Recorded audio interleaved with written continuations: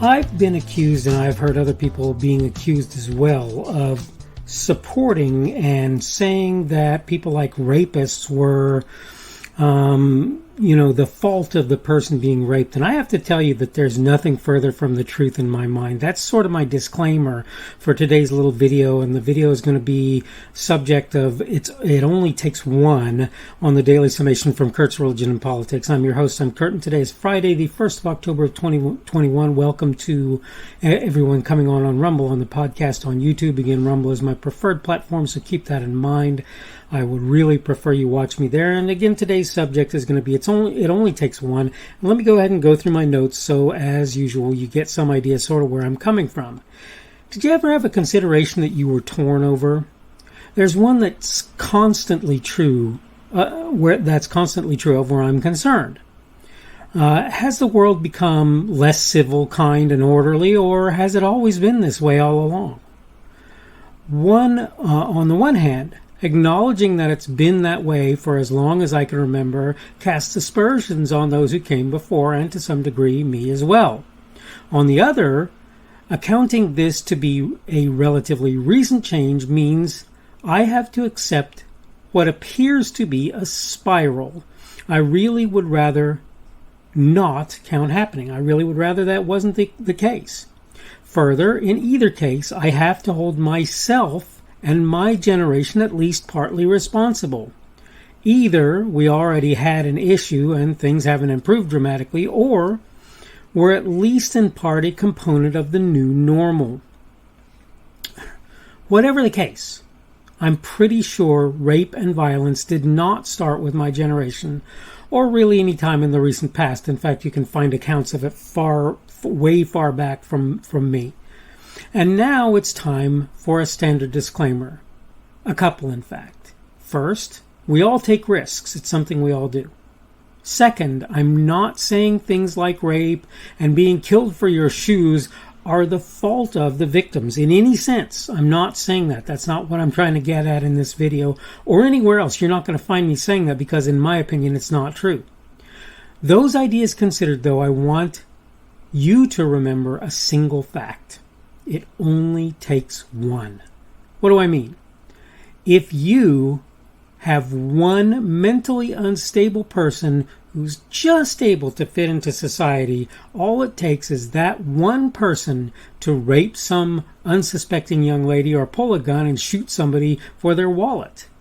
You have to decide how much risk you're willing to take.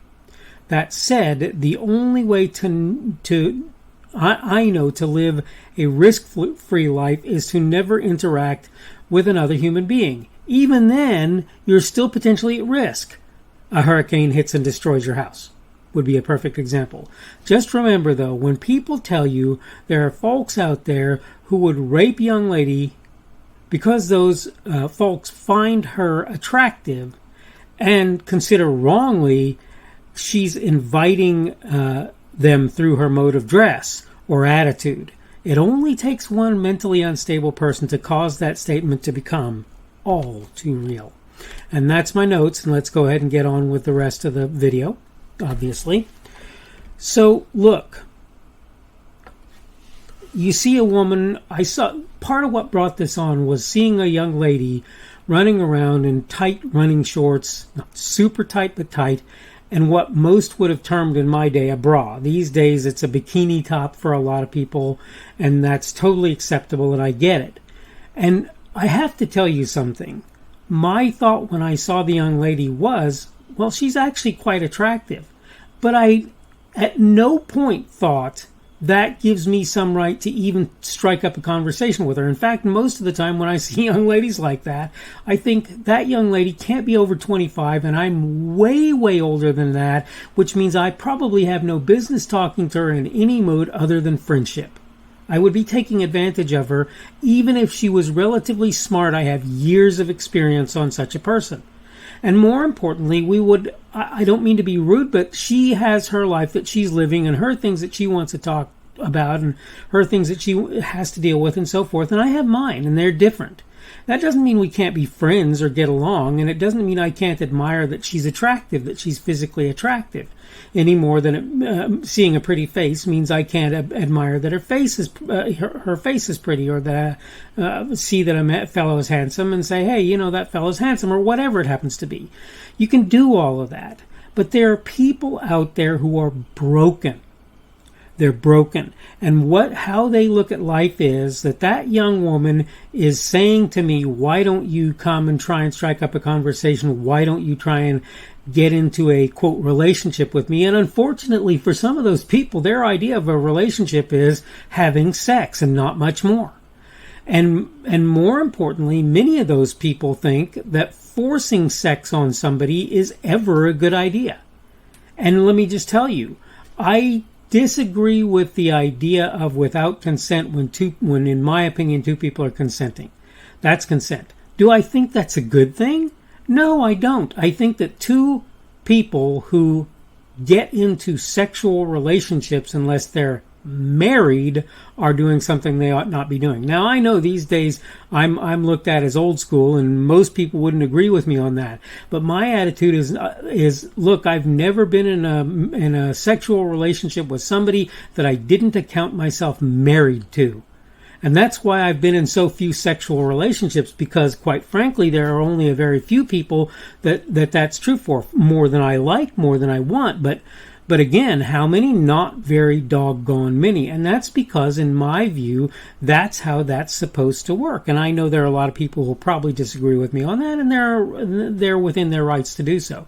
But my point is to say, if you're thinking that what I'm saying about a person who attacks a young woman and sexually abuses her, whether it's full-on rape or whether it's just sexual abuse without the rape, that's bad, it's wrong, and it should never happen. And yes, I would say the same thing for males, in case you're wondering.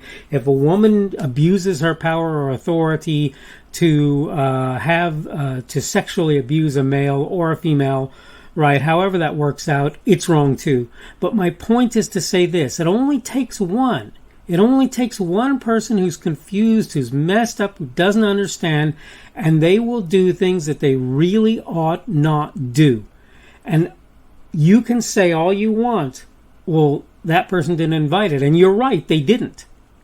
But that does not mean that other messed up individual will not view what they did or what they're doing as an invitation. It just doesn't mean that. Now, does that mean that you stop wearing the kind of clothing that you feel comfortable wearing or wanting to wear? No, that doesn't mean that. Does that mean that you stop looking physically attractive, that you try to dress frumpy or whatever in order to get those people to stop looking at you? No, it doesn't mean that either, but you need to know that you're taking on a certain amount of risk when you do what you do. And I don't care what it is.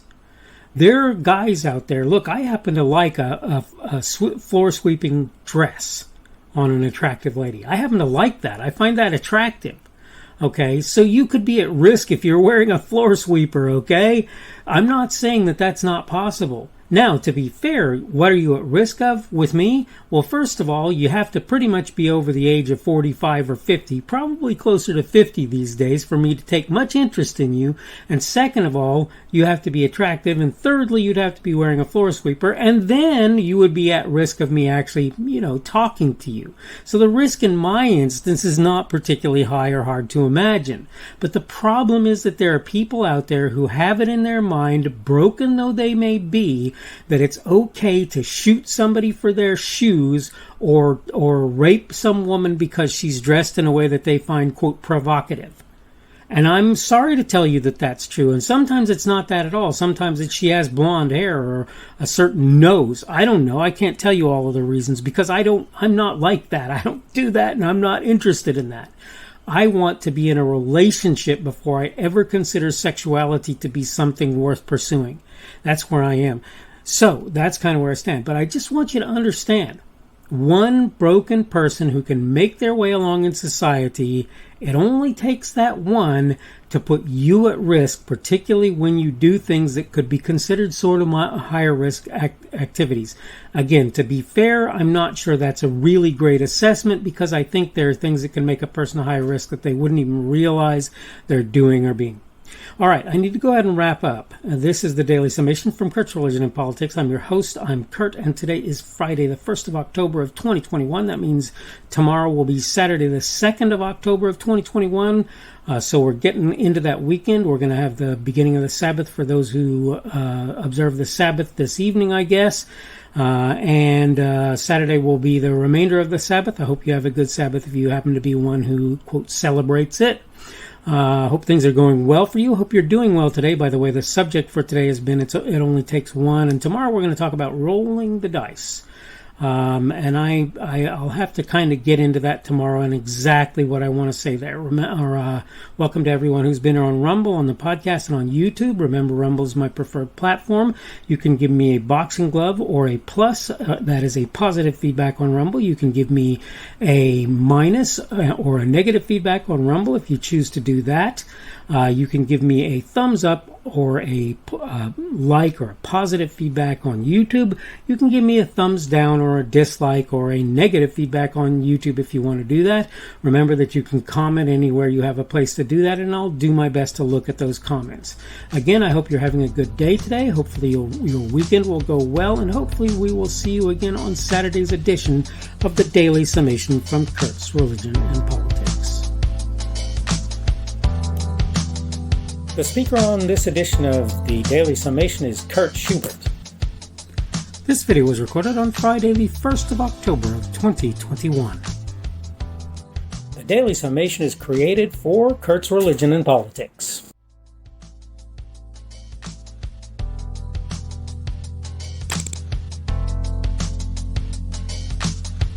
Thanks for watching this edition of the Daily Summation from Kurt's Religion and Politics. I hope you found it entertaining or instructional, or maybe both. If you want to see more from me, you can go to blogs.kpschubert.com. That's blogs.kpschubert.com. I am on Twitter, Parler, and Minds.com. My handle on each of those is @kpschubert. That's @kpschubert. I have a Rumble and a YouTube channel. They are the Kurt's Religion and Politics channels on Rumble and YouTube. I have a Facebook page. The Facebook page is Kurt's Religion and Politics as well. I am on Patreon. If you want to support me, that's one of the better places you can do that. And you will find me at Kurt's Religion and Politics on Patreon. I have a podcast. The podcast is podcasts with an S, .kpschubert.com. That's podcasts.kpschubert.com. I think you should be able to find me with relative ease on Apple Podcasts, Google Podcasts, and Spotify as well. The best way I find to do that is to look for Kurt's Religion and Politics. You can try to use the Daily Summation. I find that it doesn't work as well as a general rule, but you can always try that. I'm glad to have you aboard today, and hopefully we will see you again tomorrow.